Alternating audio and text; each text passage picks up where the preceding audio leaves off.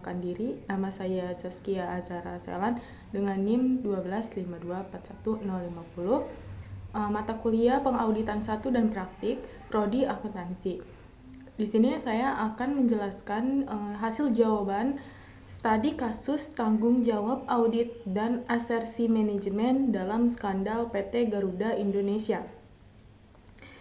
Baik, langsung saja saya akan membacakan jawaban nomor 1. Hasil analisis kegagalan tanggung jawab manajemen versus auditor dalam kasus PT Garuda Indonesia adalah 1. Tanggung jawab manajemen, yaitu keputusan manajemen untuk secara agresif mengakui pendapatan masa depan dari kontrak Mahata yang melanggar PSAK 23. Yang kedua, ada tanggung jawab auditor, yaitu penerbitan opini wajar tanpa pengecualian oleh KAP Tanubrata meskipun terdapat salah saji material dalam pendapatan. Yang kedua, ada perbedaan antara kesalahan versus kecurangan, ialah sebagai berikut. Pertama, ada kesalahan atau error, adalah salah saji dalam laporan keuangan yang tidak disengaja. Kedua, ada kecurangan, fraud, adalah salah saji yang disengaja. Argumen dari mengapa perlakuan akuntansi atas kontrak Mahata di Garuda merupakan pelaporan keuangan yang curang dan bukan penyalahgunaan aset. Ini dikarenakan ada niat yang disengaja oleh manajemen untuk mencatat piutang sebagai pendapatan agar laporan keuangan terlihat laba, sehingga memenuhi target dan persyaratan di pasar modal. Yang ketiga, ada skeptisisme profesional.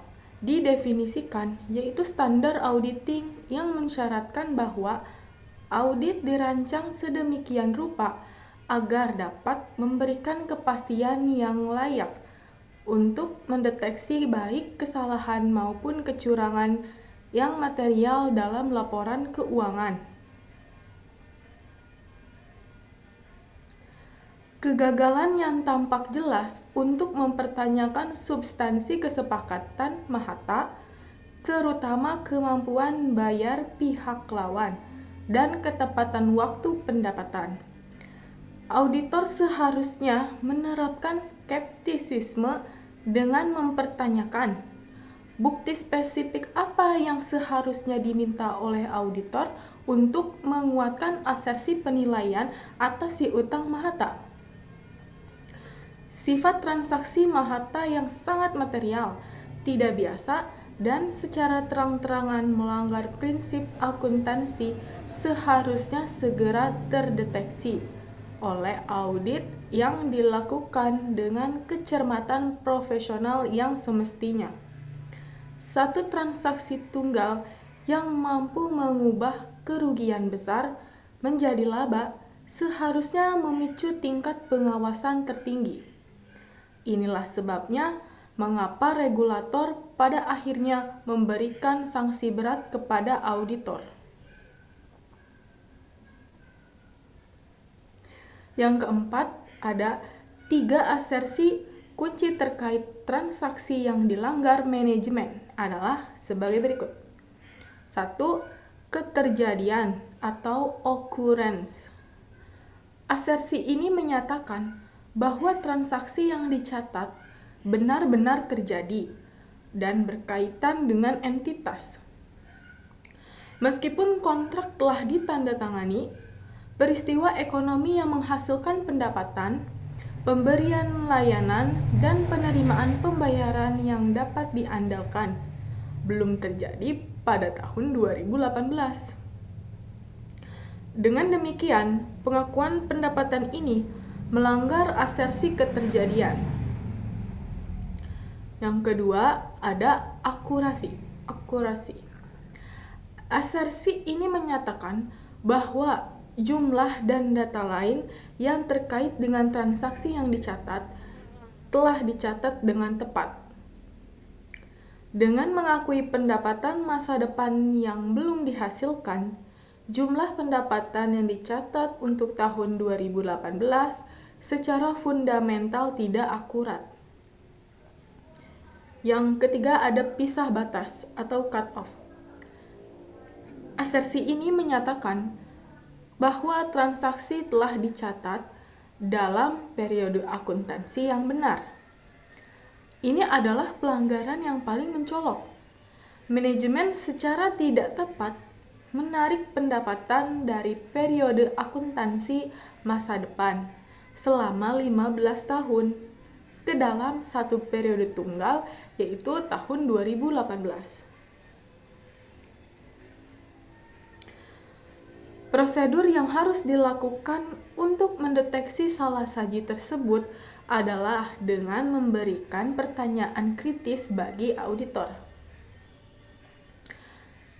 Contohnya itu, prosedur audit apa yang dapat dilakukan untuk memverifikasi bahwa transaksi pendapatan yang sah dan telah dihasilkan benar-benar terjadi pada tahun 2018. Selanjutnya, nomor 5, asersi tentang saldo akun atau piutang usaha. Yang pertama, eksistensi. Asersi ini menyatakan bahwa aset, liabilitas, dan ekuitas benar-benar ada. Pengakuan pendapatan tersebut menciptakan saldo piutang usaha yang sangat besar dari Mahata. Pertanyaannya adalah, apakah piutang ini benar-benar ada sebagai aset keuangan yang sah pada tanggal neraca? Yang kedua, penilaian dan alokasi. Valuation and allocation. Ini adalah titik kegagalan yang paling kritis. Asersi ini menyatakan bahwa aset telah dimasukkan dalam laporan keuangan dengan jumlah yang sesuai. Auditor seharusnya mempertanyakan secara mendalam apakah piutang dari Mahata dicatat pada nilai realisasi bersihnya. Kemampuan Mahata, sebuah perusahaan yang relatif baru dan kecil, untuk memenuhi kewajiban sebesar $239 juta sangat diragukan. Piutang tersebut kemungkinan besar mengalami penurunan nilai yang parah sejak awal, dan mencatatnya pada nilai penuh melanggar asersi penilaian secara signifikan. Ini terkait langsung dengan tujuan audit nilai realisasi. Yang nomor 6 ada kontrak saja tidak cukup karena hanya membuktikan adanya perjanjian, bukan realisasi transaksi.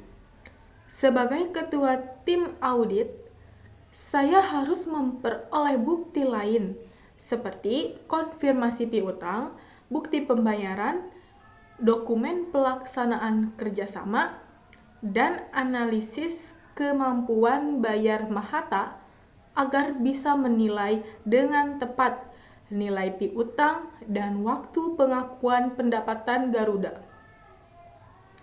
Nomor 7, dampak utamanya memengaruhi siklus penjualan dan penagihan. Yang pertama, pencatatan yang salah. Manajemen Garuda mencatat piutang yang belum pasti tertagih itu sebagai pendapatan penuh. Yang kedua, akun yang terdampak. Penjualan atau pendapatan, piutang usaha, dan laba bersih.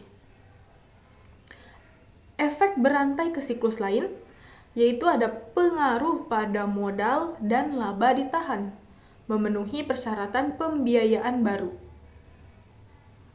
Yang nomor 8 ada tahap 1, perencanaan dan penilaian risiko.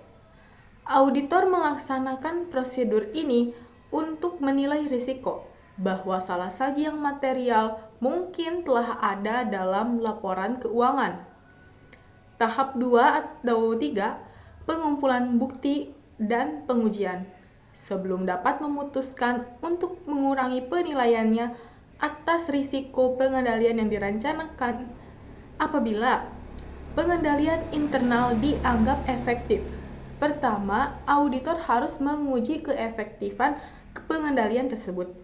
Dalam tahap ketiga atau pengujian terdapat dua kategori umum, yaitu prosedur analitis dan pengujian atas rincian saldo. Tahap 4, penyelesaian dan pelaporan. Setelah menyelesaikan semua prosedur bagi setiap tujuan audit dan bagi setiap akun laporan keuangan, serta pengungkapan yang terkait, auditor harus menggabungkan informasi yang diperoleh guna mencapai kesimpulan menyeluruh tentang apakah laporan keuangan telah disajikan secara wajar. Nomor 9, tanggung jawab komunikasi kepada komite audit atau komisaris. Yaitu 1, mengomunikasikan perbedaan pendapat. Ketika dua komisaris menolak laporan keuangan, auditor wajib segera membahas hal ini dengan komite audit dan dewan komisaris secara keseluruhan.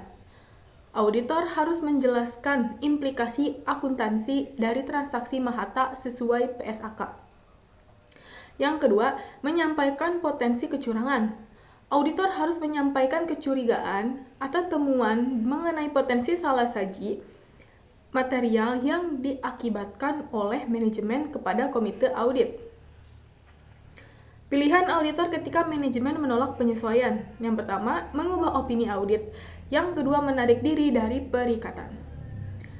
Terakhir, nomor 10, opini wajar tanpa pengecualian yang diberikan auditor mengesampingkan kewajiban etis dan hukum yang lebih luas kepada publik seperti investor, kreditor, dan pasar demi kepentingan kontraktual dengan manajemen Garuda. Prinsip yang dilanggar, integritas, kurangnya kejujuran dalam melaporkan temuan, objektivitasnya, adanya keberpihakan terhadap kepentingan manajemen.